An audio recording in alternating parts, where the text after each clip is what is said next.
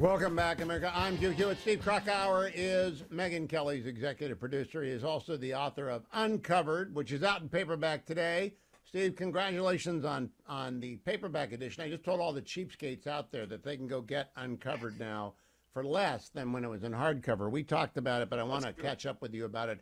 Good morning to you, and great to have you. Thank you for joining me. Hey, Hugh, thanks so much, and happy birthday. I want to begin, thank you, with the White House comms director yesterday releasing a letter to the White House Press Association complaining about their treatment of the HUR report, which slammed the president for his willful retention of classified documents and then focused on the fact they're not prosecuting because he's an elderly man with a bad memory. The White House Deputy Press Secretary Andrew Bates complained about the press coverage and then complained about the focus on Biden's age and memory problems. What were we supposed to do, Steve? Right. I know. This is the thing. It's like this is what Jon Stewart got attacked about last week because he dared to state the obvious that 86% of Americans, depending on the poll that you're looking at, believe as well that it's obvious that Joe Biden is too old to do the job. It's not some outlandish to think. So yeah, no, I think that this is really, Hugh, a sign of where things are in the media and in the political establishment. It's different than the Obama administration. It's certainly different than the Bush years, but it changed during the Trump years. And it maybe is irreparably changed at this point because this is new. This idea of the administration attacking the press, and let's see what the press does next, because I think that we're in this real fork in the road moment when it comes to the corporate media and the Biden administration. Are they going to continue to tell the truth? Are they going to actually do their jobs, their investigative jobs, and look into what life in the White House really is like behind the scenes? We don't see Joe Biden very often. But I think, as I write in Uncovered, Olivia Nuzzi in New York Magazine is one of the 24 people I talked to on the record. And she made the point that a lot of these Biden administration officials are friendly, at least, not necessarily best friends, but they're friendly with the people that are in the media themselves, in the DC establishment, that are covering this White House, and they have been for 2 decades. And so it's inevitable when you know people, when you spend time on the soccer sideline with them, watching their kids play sports, you're going to have just inevitably a different way of covering them. And I think that's what we're seeing. And I think the administration is really trying to continue to drive a wedge between the press and the people that they're meant to report to. In Uncovered, you look ahead, and I want you to do that for me a little bit. I'm talking to the NRB tonight, going to leave California, fly to Nashville, and talk to the National Religious Broadcasters. And my simple message is, now more than ever, because credibility is shot in legacy media. I mean, really, nobody believes legacy media. ABC, CBS, NBC, CNN. They do believe Fox. They believe Megyn. They believe me. They believe you. They believe podcasters that they like. If they listen to the commentary podcast, they believe it because we are transparent about what we believe.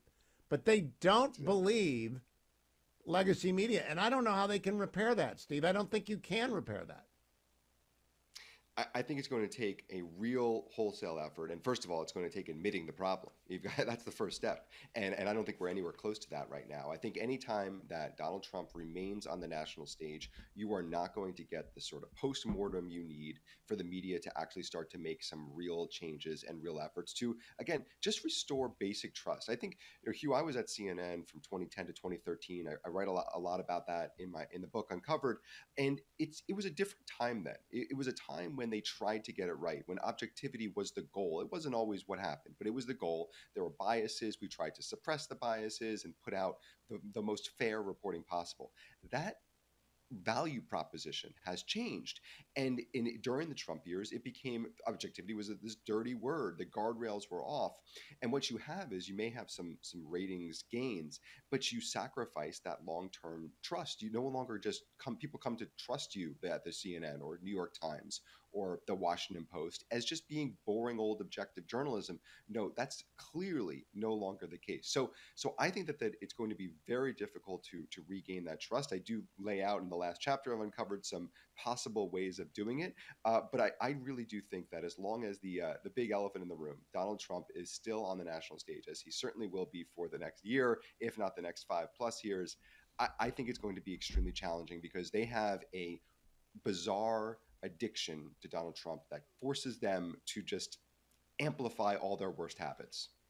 And Steve, inevitably, I just did the NBC Salem debate, and I think you were in the room when I did the CNN debates 4 years ago. Yeah. Inevitably, this turns out to be the case. After our first meeting, 30 to 40 NBC people, I turned to one of my NBC friends and I said, how many people in this room do you think voted for Donald Trump? And that individual said, well, I have paused, stunned. And I said, well, I have the answer, me. I'm the one in the room that voted for Donald Trump. Nobody else in the room voted for Donald Trump. That was my opinion. I don't have any facts on that. I didn't quiz anyone. It's not my right to know. But do you think my guess was wrong? It's 30 people, 40 people, from the guy getting the coffee, the intern, right up to the head of NBC Universal News. And I just don't think anybody in media voted for Trump except me. No. And look, I think if you're looking at Romney or John McCain, you're going to get a pretty low percentage, frankly, in that room anyway, although it probably wouldn't be zero. But yes. It wouldn't be zero. Right, exactly. And I think it certainly was zero. No, I lay out story after story in Uncovered about how newsrooms in November 2016 were absolutely shocked. I mean, some to the point of tears about the election of Donald Trump. They were just, it was completely unfathomable to them. And it's so interesting. We have this big diversity push in a lot of industries, but particularly in the media as well, about, making sure we have more diversity in the newsrooms in a lot of different areas. But what we have not accomplished, and certainly is not even a stated goal, is diversity of thought, is diversity of ideas, and even backgrounds. Hugh, I talk a lot about geographic bias in the book. And as you know from being in these at these debates, you have this general sameness, not even just politically, but culturally, of people who maybe own a gun or who are pro-life. I mean, you don't have to necessarily vote for Donald Trump to at least start to represent the people of America in the thoughts that are through their heads. You do not have that right now in the Acela bubble in New York and DC newsrooms, and that's a huge blind spot for them. They just don't understand. Dan Rather famously, it's attributed to Dan Rather, said news is where you look. They don't know where to look. They actually don't know how to do the news anymore. I got to go back to 2016. I don't know where you were on the night of 2016. I was on the set with NBC with Chuck Todd, James Carville, Lester Savannah, and Tom Brokaw. And there are hundreds of people on election night, right, at NBC. It was like a morgue. It was absolutely the most stunning night. Same thing had happened in my PBS days in 1994 when Newt won. They were wandering around KCET in LA like the Martians had invaded. It's just, right. It's so terrible. I don't know that any CEO is actually committed to the hiring that they would need to do. They'd have to go recruit directly from Hillsdale for 20 years to get some balance. Do you think they ever will do that?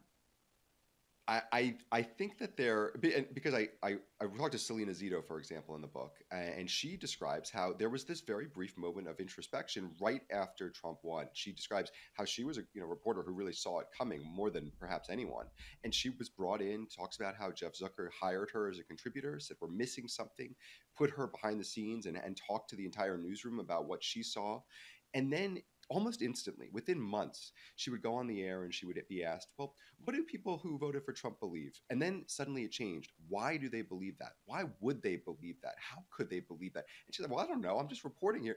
And then she was sidelined for the next 3 years. And obviously, I don't think she's been brought back since. And same thing happened to Mary Catherine Ham. Jeff would ink people and then they would bench him, pay not to play. It was like they wanted to muffle. And Jeff Toobin kept going. You can't kill a leftist on TV, right? You can't. No. There's nothing you can do, literally nothing, with specific reference to Jeffrey. We don't have to get in the details that you can do to get you barred from left-wing media if you are left-wing. I don't think that's an overstatement. Here's the epilogue. But Jeff Toobin was literally on CNN 2 weeks ago. He's back. Somehow he's back. And no, you can never lose that gig if you believe the right thing. I got to ask you before we run out of time.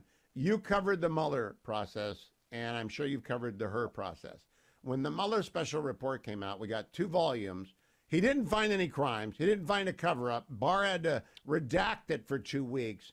And the storyline when the Hur report came out is, boy, why did they release it? When the storyline with Barr is, why didn't he release it immediately? It's like they don't even remember 4 years ago, their standard. Yeah.